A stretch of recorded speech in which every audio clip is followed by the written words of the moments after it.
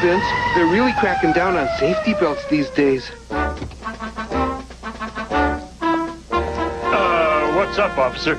I'm giving you a ticket for committing an 811. Safety belt violation. Compliments of Barney Fife.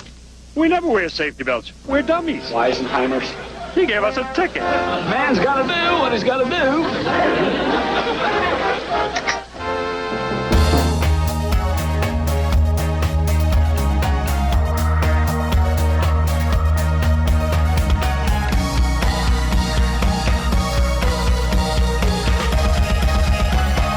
Welcome to this edition of Life's Perspective. I'm Mike Miller. Thanks for tuning in today. My special guest from Fairfield County Job and Family Services, Child Protective Services, Stacey Bergstrom, Dave Henwood. Hello. Glad you guys are here. Thank you. This is a super busy time for you guys, right? It is. Because you haven't done your brackets and you're a day late. That's right. And other things. And other things going on. Before we start, who'd you pick, Oklahoma? What did you? Oh, that was your son. Right. The consensus of our home was Oklahoma was the pick. So, yeah. Stacey, have you got? I have Michigan State. Oh. That seems like a better pick. That seemed like, yeah. That's, well, what the battle began. Right. More serious note, this is April is Child Abuse Prevention Month, and you guys are involved with a whole bunch of activities coming up. And let's talk a little bit about some of the activities that are going to start in the next week or so. Okay. We do, as you said, have things all throughout April. So one of the things we do have is a kickoff breakfast. It's an invitation event for stakeholders throughout the community who we work with. And that's for April 13th. We will be meeting that morning. Gives us an opportunity to kind of bring everybody that we work with on a daily basis together and talk about the work we're doing. We have some special guests who are going to come speak. Jennifer Justice, who is with Department of Job and Family Services with the state. Mike Kinney, who is working with us and works for the Waiting Child Fund and is working on some family search and engagement work that we're doing. Will come and speak with the group, and that sort of gets us up and rolling for the month, kind of brings everybody together and just brings to light the work we're working on. Before we go any farther, I think let's talk a little bit about your involvement with Child Protective Services. You're both social workers, but talk about what your job duties are and what you're doing. Okay. I am a permanency supervisor, so I kind of have multiple roles. All the meetings that we have at the agency, I either facilitate those meetings or supervise the folks who do the facilitation. I also supervise our kinship department, so the individuals who work with our families who may be providing care for children who are placed outside of the home with relatives, friends, not foster care, but those in the community who can assist and help out. So I supervise that area also. Stacey? I'm one of the ongoing supervisors within our Family Services Division, and so what that means is I supervise a group of 5 caseworkers within our agency, and we work with families on more of an ongoing or long-term basis. A lot of our families are court involved, but they can be voluntary cases. But we really work on either trying to maintain the children in the home setting with their parents, or we work towards reunifying them back into the home with their parent or legal guardian. Now, if I remember right, you received an award last year, correct? I did. You can talk about it. It's okay. It's a big award. I was nominated and selected through the state as Supervisor of the Year, so it was an exciting nomination and award that I received. Fantastic. Now, how long have you two been doing this? It will be 10 years this year. So I started in November of 2006. And I started about a week after Dave started, so we've been here roughly around the same time. We were the same group of workers that came in together. Was there ever a time in the first couple of days that you thought, uh-oh, I wasn't ready for this? About 10 minutes after I walked in the door. One thing that's always fortunate is we have lots of good people we work with, and there's always someone there who can offer a helping hand or answer a question. So once you get into it and get started, you don't have time to think about it, and you just keep going. But yeah, every once in a while, in those first few days, it was sort of a, whoa, what is this situation? But yeah, it's a good place to work, and there's lots of good people who work there. I agree completely. Overwhelming at first, but again, it's a great environment to work. Love my coworkers that I work with, and it's been a great experience. Let's talk a little bit candlelight walk coming up. It's always a great thing. I've been on a couple of those. Yeah, it's actually our 15th annual this year. And it's Thursday the 21st from 6:30 to 7:30. Yeah. Just show up. What should they do? People just come to the building? We always work in conjunction with the Community Services Department through Job and Family Services, and they always have their annual circus night the same day. So our parking lot sort of turns into a mini carnival, and there's all sorts of booths and activities for all members of the family. We often get law enforcement to come, and they'll bring fire trucks or police cars in for the kids to kind of see. I know last year we had a police dog that came and was a big hit with the kids. So those events take place beforehand, and then we transition from that into the candlelight walk. And like you said, it starts at 6, and it's show up. We walk up the street from Job and Family Services to the gazebo up on Main Street, and that's where we have our event at. And point out our good friend Dan Neely with the Gearheads is going to be performing there. Yeah, That's correct. It'll be the second year that Dan is performing, so we're really excited to have him back. Chief McDaniel's also making a presence, so that's exciting as well. And he'll say a few words and have special reading story time for some of the kids that are there. He's a great guy. He is. Chief McDaniel's a great guy. Rain or shine, it goes on. It does. We never have really had heavy rain, so we've never tested that theory. Sorry about that. Right, if you jinxed us, we'll blame you, Mike. It's fine. That's okay. But, yes, we walk regardless of weather. Some years it's a little harder to keep our candles lit in the wind, but we still head up the street and take part in our activities. And that's open for age group, any age group, Anybody Any that age wants to group, come. all community members, anyone's welcome to join us. And same with Circus Night, that's open to the community. It's not an invitation-only event. It's free. There's food there, so everyone's welcome to come. So the circus night will be before the candlelight walk. Correct, yeah. Yes. They usually start around 4:30 or so for the circus night event. Okay. Great event. Again, that's on Thursday, April 21st at the Job and Family Services Building. You have the Family Fun Fair coming up. Yes, that's coming up on Saturday, April 9th, and it's actually located at Forest Rose School, but Protective Services will be having a booth set up at that event, and we'll be having a little craft for kids to be able to create pinwheels. So again, anyone who wants to come out to make a pinwheel on that day with their children is more than welcome to join us, and there'll be handouts on information such as human trafficking and preventing child abuse and things like that. We'll have flyers up there.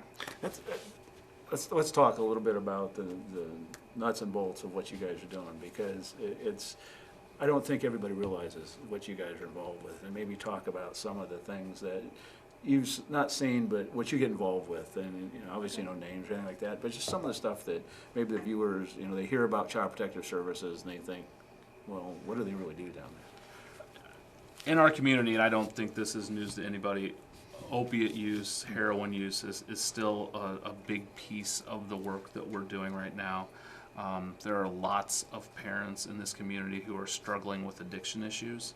So we work with lots of children and young people who, for however it may look, end up working with us because of the addiction issues of their parents. So sometimes those parents are seeking help. Sometimes it's through law enforcement. However they may come to work with us. But that's a big chunk of the work that we do and continue to do. And that's been an ongoing trend and pattern that we've seen, and I think our whole community has seen, not just us, but across the community. I guess there's no boundaries, or it affects quite a few people, but maybe something that's changed since you've been there in the last 10 years that you thought, well, this is a great thing, or maybe we need to change something, or just a little bit about your perspective of, I work in this every day. I think the work that we're doing with the family finding, search, and engagement is kind of an initiative that our agency is kind of placing more focus on. Not that we didn't always place focus on placing children with family, but I think that we're increasing that and really trying to strengthen connections that kids have with not only their parents and grandparents, but also, schools that they attended or other events or other important relationships that children had in their lives, in making sure that, if they come into care, that they're not losing those relationships that are important. If someone would suspect child abuse, number they would call or email, or what would they do? We always encourage folks to call. We want you to be able to speak with a screener. We want to be able to talk with you. Sometimes information that a caller may think is not relevant may be very relevant to us, and it may be something you wouldn't even think about telling us. So 652-7887 is the phone number you can call in our county. That's a 740 number, and that will get you in touch. Our hours for the screeners are from 8 in the morning until 4:30 in the afternoon. So if you have even a little idea that maybe there's child abuse going on, we always encourage folks to call. It's much easier for us to be able to take that call and hear what someone has to tell us and decide, no, that isn't something maybe that rises to the level of abuse or neglect, as opposed to someone who's not sure and doesn't call, and maybe there is abuse happening and something could have been done. Another program coming up, Neat Tweet Contest. Yeah, that's just an internal contest that we have through Job and Family Services, and we offered it up to all of our staff. And something to kind of look out for is that on our Facebook page as well as on Twitter, there will be interesting facts, statistics, quotes, information about child abuse prevention, the month of April. And so again, we asked staff to kind of give us some ideas, and we have a little fun competition behind it as well. They get a small prize. Have you ever gotten a prize? I am typically the person who has to get the information onto Twitter, so I recluse myself from any participation in the actual event. So it is a cool opportunity, though, because it gives us an opportunity to sort of highlight information maybe we want to get out to the community. Sometimes it's stats or data that maybe people would have no idea about if they hadn't read it that way. So you can find us on Twitter at fcjfs.org, and you can find us on Facebook. It's Fairfield County Child Abuse Prevention Month. If you put that into your search bar, that should take you right to our page, and you can like us and follow us all along the month. Fantastic. Another thing that I kind of want to mention related to social media is I brought the pinwheel today. But anyway, a state initiative that's kind of going across statewide is that individuals can take a selfie shot with the pinwheel and, post that on social media. So I would just encourage everyone to be able to do that. It's #pinwheelselfie. We'll get the crew here to do that. Maybe we'll do definitely. that here after the show. They can. Art project coming up? We paired with 2 local elementaries, so Pleasantville Elementary and then Liberty Union Elementary, and their 4th grade classes are creating artwork for Child Abuse Prevention Month. You will be able to, and we will kind of post this on both our website, which is fcjfs.org, and we'll also get the information up on Facebook and Twitter, but we'll open up voting so that folks in the community can vote for the best of those projects, and then we'll be picking some winners from both of those schools and acknowledging them and making sure that they're recognized. So we actually started to get some of the artwork in this morning, and it's very good. They're remarkably creative, so I think you'll see some really cool stuff. I didn't know there were 400 shades of green until I got married. My wife's an illustrator, and I would look at something and say, it's nice green. Well, no, it's got this. Okay. So let's talk a little bit about statistics from 2015. And I know that, talk a little bit about the budget and some of the funding things that you guys are involved with. Most of our budget is local.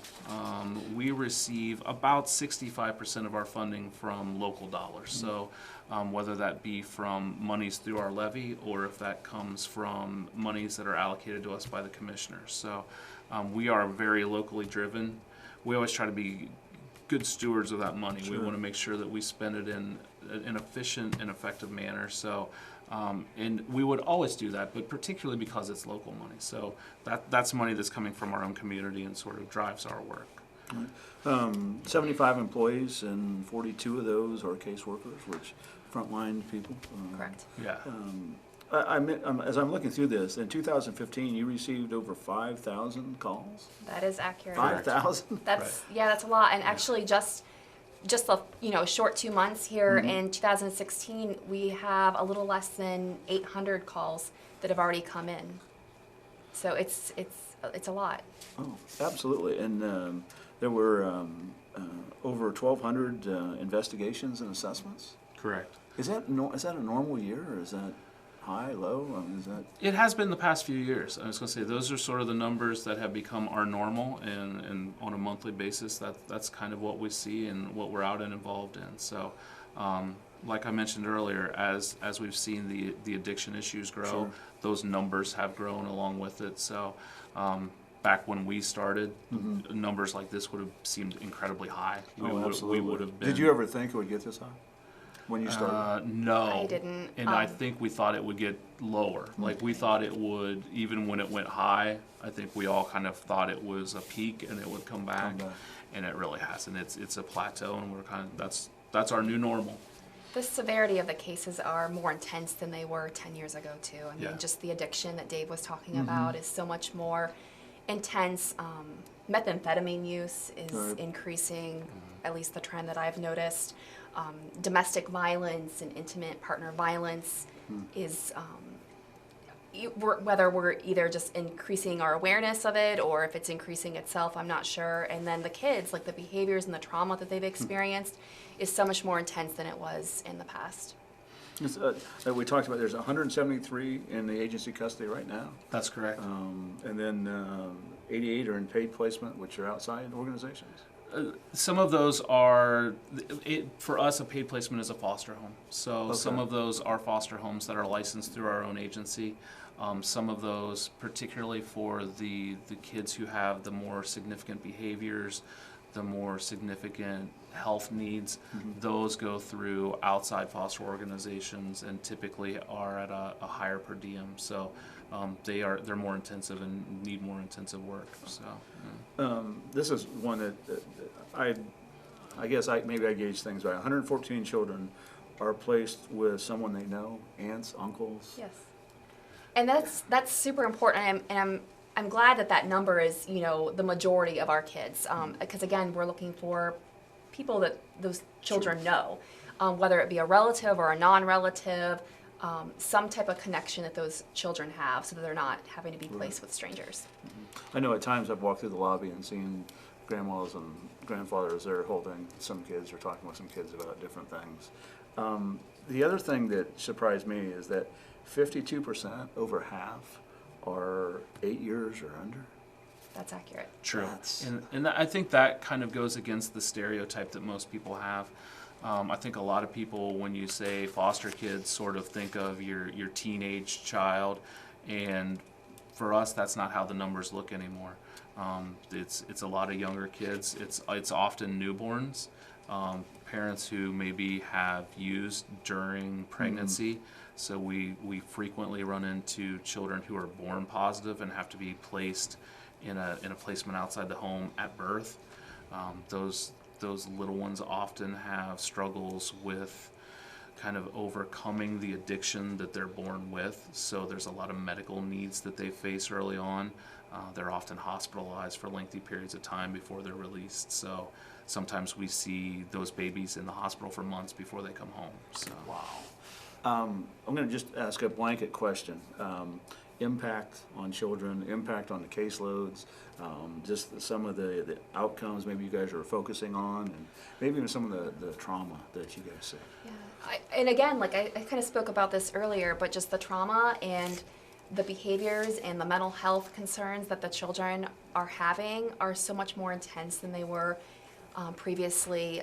Mental health and again, collaboration with the mental health providers within our agency and the community is so important and crucial. And we're trying to do a better job at linking those children with services a lot quicker than we have historically, and just making sure that they're getting services immediately.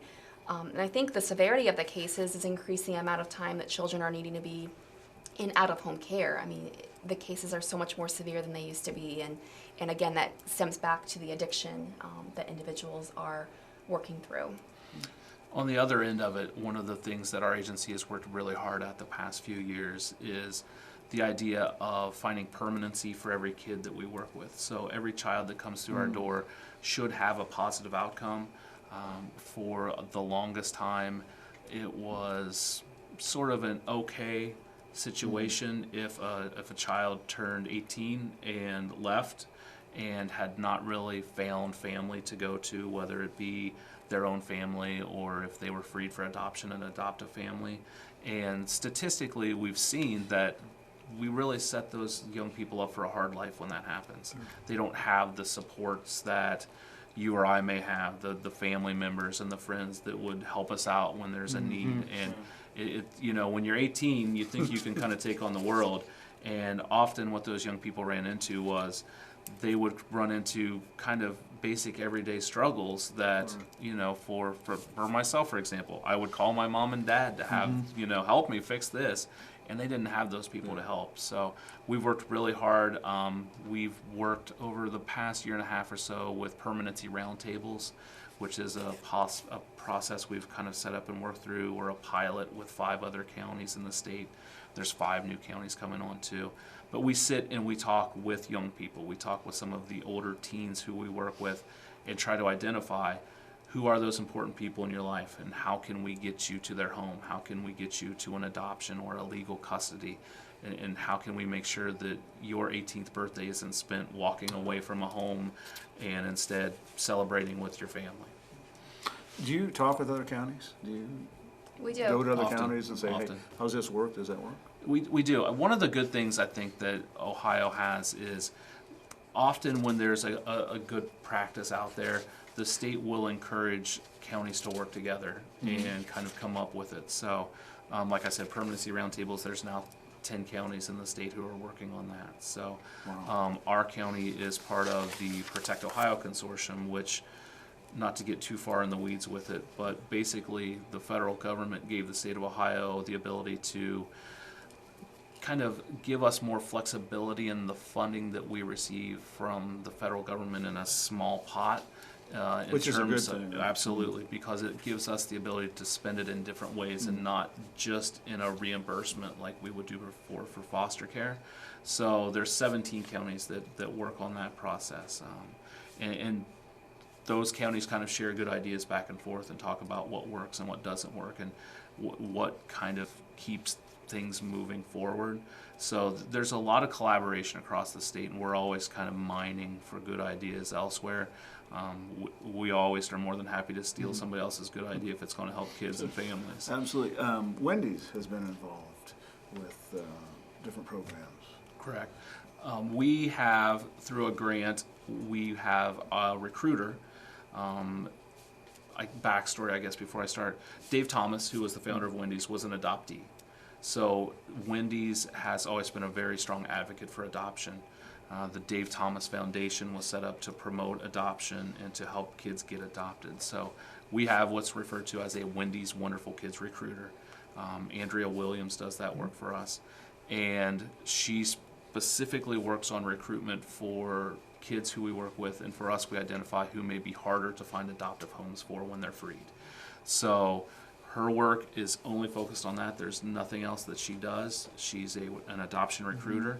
And the model that Wendy's Wonderful Kids uses is, instead of trying to sort of promote the child and hope that you find the family that that child can go to, is instead kind of starting with the child first and then trying to find a family where that's the fit for that kid. So it's more identification of the family than it is identification of the child.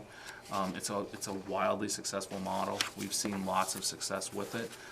We've had several out-of-state adoptions. We have a young woman who we've worked with who's in Virginia currently waiting, and she was a waiting adoptee hoping to find a home. And through working with Andrea, we found a great family for her in Virginia. Wow. We've had folks adopted in Georgia. We've had some South Dakota and New York adoptions, and we have a couple young kids who are getting ready to head to New York again. So, but we also work inside the county, inside the state. So those are just some of those like far-reaching examples. But Andrea's just as likely to find somebody up the road in Columbus or down the road in Cincinnati or wherever it may be. So. Time has flown by. We just have a few minutes left. Let's go over the activities again one more time coming up the whole month of April. Okay. So our big event is on April 21st. It's a Thursday, and it's following Circus Night, which starts at 5 o'clock p.m. The candlelight walk does start. We start gathering around 6:15 right outside of Job and Family Services to walk up to the Zane Square gazebo. And again, that's the candlelight walk. All community members are welcome to join us. And then we have our Wear Blue Day. And again, encourage everyone to do the pinwheel selfies. Or if you're not interested in having a pinwheel, you can just wear blue that day and send your pictures to wearblue@fcjfs.org. And we'll make sure that your group shot or your individual shot gets up onto our website. But it's kind of fun to get creative with how you can use blue, whether it be blue hair or blue shirts or however that might be. And then also the Family Fun Fair, which is on April 9th, a Saturday at 10:30 a.m. Again, that's at the Forest Rose School, and you can join us there. We'll have a booth for pinwheel crafts for kids. And don't forget as well to vote for your favorite art projects for all the creativity that the fourth graders are going to put out through Pleasantville Elementary and Liberty Union Elementary. It's always great to see the creativity that the kids show. There's a proclamation by Mayor Gray from Pickerington he's going to read on the 15th. Yes. Talking about recognizing April as Child Abuse Prevention Month. Just about a minute left. Just anything that you want to say to people out there about they don't understand what's going on. You know, we get a lot of support from the community. I think Fairfield County does a nice job kind of realizing the work we do. There's always more we would like to be able to do, and I think that's always what we're striving for, is what's the next thing we can get to help families, to help kids, to make sure that the kids are safe and taken care of. And but this is an amazingly supportive county, and I think we're lucky for the support that we receive.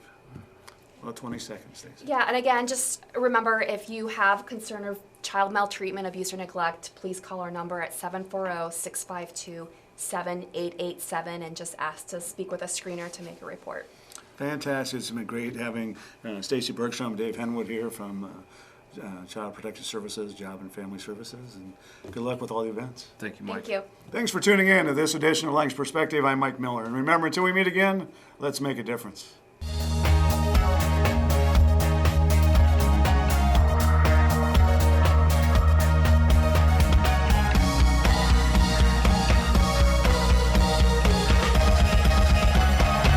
In 1929 in Chicago, a gentleman by the name of Marion Wade, a former minor league baseball player, started the company. It was just a moth-proofing company then. In 1952, it expanded to carpet cleaning and pioneered what is now called outsourcing. And the Sidwells wanted a community that had a lot of churches, had a lot of soccer opportunities where kids love soccer, and a good Parks and Rec department, so they chose Lancaster. And so in 1980, they moved the franchise here in Lancaster to 6th Avenue. But then in 2002, Todd George, current owner, purchased the franchise from them. And in 2004, he bought a building that's on Mulberry Street, and that's where the franchise is located currently. I'm Jay Johnson, General Manager of Service Master Clean by Todd George, where we guarantee if it's not done right the first time, we'll do it again. Service Master Clean by Todd George, 740-687-1077. 740-687-1077.